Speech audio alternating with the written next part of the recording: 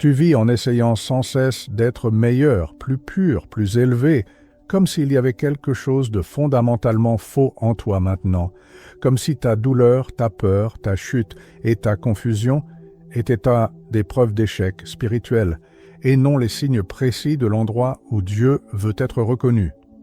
T'es-tu déjà surpris à te juger pour ta colère, pour ton désir, pour ta fatigue de vivre, en pensant que cela t'éloigne du sacré? Voilà la blessure. Tu cherches à t'élever, mais tu rejettes le sol sur lequel tu te tiens. Tu veux toucher le divin, mais tu méprises ta propre humanité. Dans le soufisme, Rumi n'a jamais enseigné à fuir l'humain, il a enseigné à le traverser. La douleur que tu ressens n'est pas le signe que tu es peu spirituel. Elle existe parce que tu as appris à haïr certaines parties de toi, en croyant que Dieu n'habite que ce qui est beau, calme et correct. Et tant que tu luttes contre ce que tu ressens, tu te sépares du seul lieu où l'amour peut naître, au cœur même de l'expérience réelle d'être humain. L'erreur qui te maintient prisonnier est de croire que l'humanité est un obstacle à Dieu, alors qu'elle est le voile qu'il a choisi de revêtir. Rumi fut clair dans ses poèmes authentiques et préservés, en montrant que ce que tu appelles une faute est bien souvent une porte. Lorsqu'il dit que la blessure est l'endroit par où la lumière entre, il ne parle pas d'une poésie vide, il parle d'une réalité intérieure. Nier ton humanité, c'est nier le chemin. Reconnaître la divinité dans ton humanité, ce n'est pas céder à l'ego, c'est cesser de fuir la vérité de ce que tu es, maintenant. Comprendre que Dieu ne te demande pas la perfection, mais la présence. Quand tu arrêtes de te violenter pour ce que tu ressens, quelque chose change en silence. La culpabilité perd de sa force, la comparaison s'effondre, la quête désespérée s'achève et une perception simple et directe apparaît. Le sacré n'est pas au-delà de toi. Il pulse exactement là où tu cesses de résister. Et si cette vidéo t'est parvenue maintenant, ce n'est pas un hasard. C'est qu'il y a en toi quelque chose de fatigué de lutter contre soi-même, quelque chose de prêt à reconnaître que l'amour que tu cherches n'a jamais été dehors, seulement en attente que tu cesses de rejeter ta propre forme humaine. Qu'est-ce qui, en toi, insiste encore pour se cacher, et que se passerait-il si tu osais regarder cela sans jugement, maintenant? Tu essaies de te débarrasser de ce que tu ressens comme si c'était une erreur, comme si la tristesse, la confusion, l'attachement et la peur étaient des ennemis du chemin. Mais Rumi n'a jamais enseigné la fuite. Il a enseigné la reddition consciente. Dans ses poèmes préservés, il montre que l'amour ne naît pas là où tu te caches, mais là où tu acceptes d'être vu dans ton entier. Lorsque tu rejettes ton humanité, tu n'es pas humble. Tu es violent envers toi-même. Le soufisme ne te demande pas d'effacer le moi humain. Il te demande de le traverser avec honnêteté. La douleur que tu portes est la preuve que quelque chose de vivant palpite en toi. Le problème n'est pas de sentir, mais de résister à ce que tu ressens.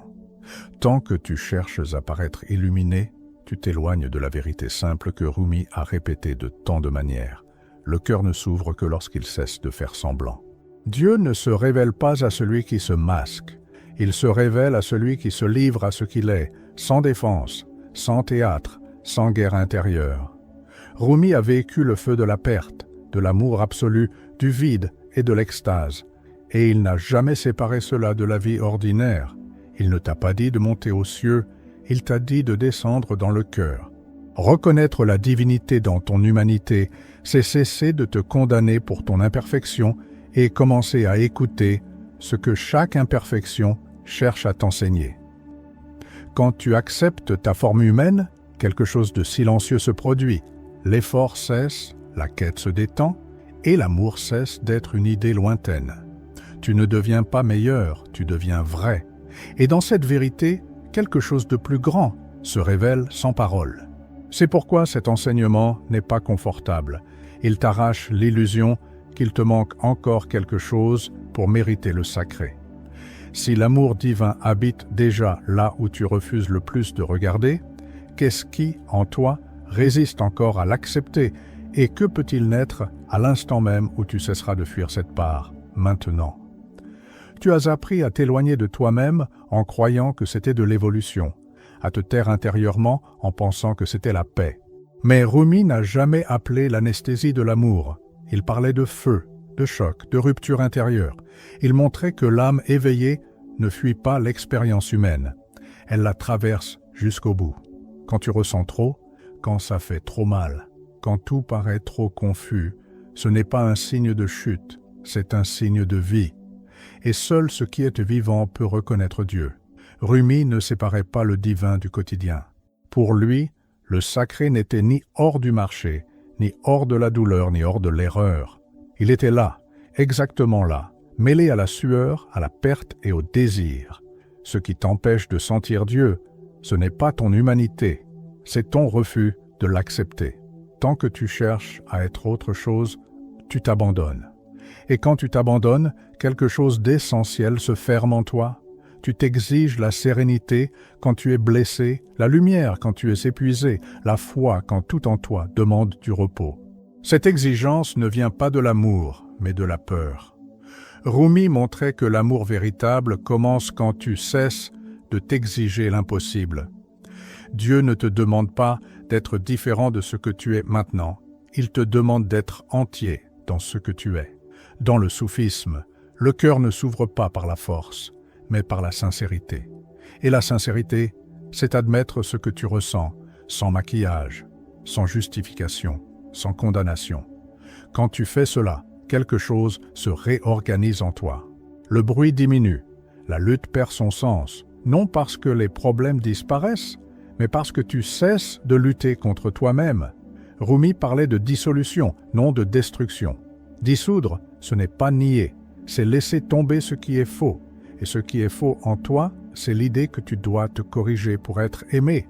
Cette idée te maintient dans une guerre constante. Tant que tu te traites comme une erreur, tu ne peux pas percevoir l'amour qui te soutient déjà. Tu as honte de certaines parties de toi parce que tu as appris que la spiritualité est une apparence. Mais Rumi n'a jamais enseigné l'apparence. Il a enseigné la vérité. Il a écrit pour ceux qui étaient brisés, confus, amoureux et perdus, parce que ce sont eux qui sont le plus proches du réel. Le vide que tu ressens n'est pas l'absence de Dieu, c'est l'absence d'acceptation. Quand tu te permets de sentir sans te juger, quelque chose de rare se produit. Le cœur se détend. Et dans ce relâchement, l'amour se meut de lui-même.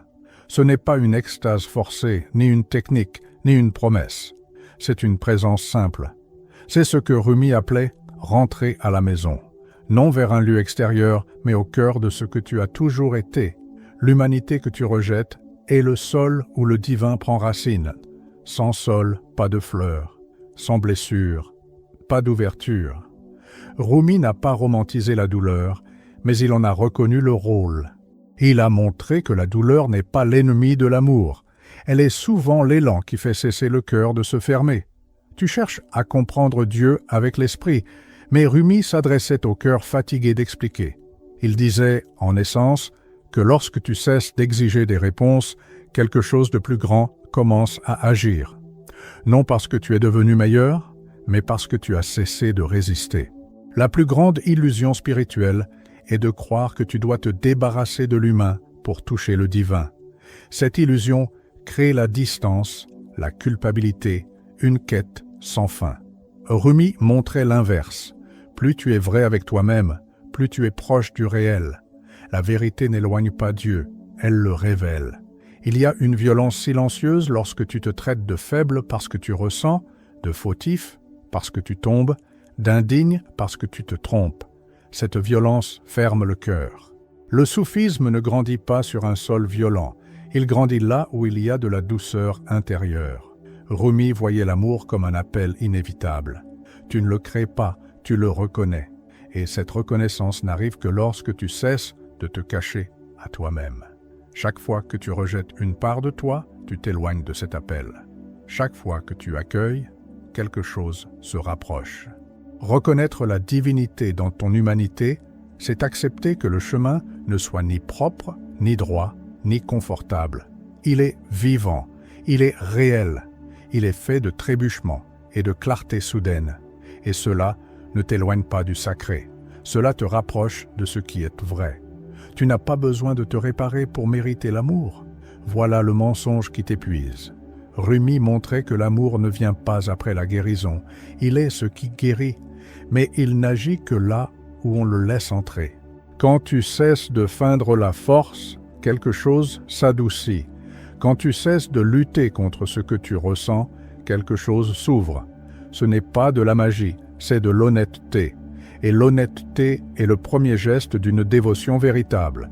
Le soufisme ne t'appelle pas à être parfait, mais à être présent. Présent dans ce qui fait mal, dans ce qui tremble, dans ce qui aime. Car seul celui qui est présent peut percevoir ce qui a toujours été là. Rumi n'a pas promis le confort, il a promis la vérité. Et la vérité n'est pas cruelle, elle est libératrice, mais seulement pour celui qui accepte de regarder sans fuir. Peut-être que ce qui t'empêche de sentir Dieu n'est ni le manque de pratique, ni le manque de foi, mais l'excès de rejet de toi-même. Et si l'amour que tu cherches ne pouvait être ressenti qu'au moment où tu cesserais de t'attaquer? Rumi ne parlait pas à ceux qui étaient à l'aise, il parlait à ceux qui étaient déchirés de l'intérieur. Il savait que le cœur ne se met en mouvement que lorsque la douleur est regardée sans fuite. Tu cherches à te protéger de ce que tu ressens, mais cette protection est le mur qui te sépare de l'amour. Sur le chemin soufi, rien ne fleurit derrière des murs. Lorsque tu cherches à être spirituel en niant ce qui est humain, tu crées une division intérieure. Rumi montrait que cette division est la véritable chute. Dieu n'habite pas en fragments, il se révèle dans le tout. Tant que tu te divises entre juste et faux, haut et bas, digne et indigne, tu te perds toi-même. Rumi écrivait pour rappeler que l'amour n'exige pas la pureté, mais la vérité de l'instant présent. S'il y a maintenant de la confusion, c'est là que le travail commence. S'il y a maintenant de la peur, c'est là que le cœur demande à être écouté. Fuir cela, c'est fuir l'appel lui-même. On t'a appris que trop ressentir est une faiblesse. Rumi a enseigné l'inverse. Ressentir, c'est être vivant. L'âme qui ne ressent pas ne reconnaît rien. Quand tu t'endurcis pour ne pas souffrir, tu t'endurcis aussi pour aimer. Et l'amour est la langue du réel. Dans le soufisme, le chemin n'est pas de monter un escalier, mais de tomber dans le cœur. Tomber sans masque, sans justification, sans beau discours. Rumi ne parlait pas pour impressionner, il parlait pour briser la carapace. Et cette carapace, c'est l'image que tu t'efforces de maintenir. Tu t'accuses de ne pas être constant, d'osciller, d'échouer. Mais Rumi voyait l'oscillation comme faisant partie du mouvement de l'âme. Le problème n'est pas d'osciller, c'est de te haïr pour cela. L'amour ne naît pas dans la haine de soi. Rumi montrait que l'amour divin ne s'impose pas. Il attend. Il attend que tu cesses de te rejeter. Il attend que tu te lasses de te corriger sans cesse. Il attend que tu t'assoies avec ce que tu ressens sans chercher à changer quoi que ce soit. Quand tu acceptes ton humanité, cela ne signifie pas que tout devient chaos. Cela signifie que la lutte intérieure cesse, et quand la lutte cesse, l'énergie revient. Le cœur respire. Quelque chose s'aligne sans effort. Rumi parlait du feu qui brûle le faux, non du feu qui détruit le réel. Ce qui te fait mal n'est souvent pas ton humanité, mais la résistance à celle-ci. Quand la résistance tombe, la douleur change de forme. Tu cherches Dieu dans des états élevés, mais Rumi montrait le simple sentir, le simple être, le simple reconnaître ce qui palpite maintenant. L'extraordinaire naît du simple quand tu ne le méprises pas. Le soufisme ne te demande pas des explications, il te demande la reddition. La reddition n'est pas renoncer, c'est cesser de se battre. Se battre contre ce que tu es te maintient à distance, accueillir te rapproche. Rumi savait que l'amour n'entre pas là où la culpabilité est constante. La culpabilité ferme, l'amour ouvre, et la culpabilité la plus profonde est de croire qu'il y a quelque chose de faux dans ta forme humaine. Cette culpabilité doit être vue, non nourrie. Tu te demandes pourquoi tu ne ressens pas la paix? Peut-être parce que tu exiges la paix tout en t'attaquant intérieurement. La paix ne naît pas de l'exigence, mais de la douceur envers soi. Rumi le montrait sans adoucir le propos, mais sans condamner. L'humanité que tu cherches à cacher est la porte. La honte que tu portes est le voile. Quand tu cesses de tirer violemment sur le voile, il tombe de lui-même. L'amour n'aime pas la violence. Rumi parlait d'union, non de séparation. L'union commence lorsque tu cesses de diviser ton expérience entre acceptable et inacceptable. Tout ce qui est vu avec honnêteté se transforme. Tu n'as pas besoin de tout comprendre pour avancer. Rumi disait, de multiples façons, que comprendre trop peut être une autre forme de fuite. Le cœur comprend lorsque tu te permets de ressentir sans expliquer. Quand tu acceptes ton humanité, tu ne t'éloignes pas du sacré, tu le rapproches du réel. Dieu ne se révèle pas dans des idées parfaites, mais dans des cœurs vrais. Peut-être es-tu fatigué parce que tu luttes contre toi-même depuis trop longtemps. Rumi parlait aux fatigués, à ceux qui n'en peuvent plus de faire semblant, à ceux qui sont prêts à cesser de se violenter. Reconnaître la divinité dans ton humanité est un geste silencieux. Il n'a pas besoin d'être annoncé, prouvé ou montré.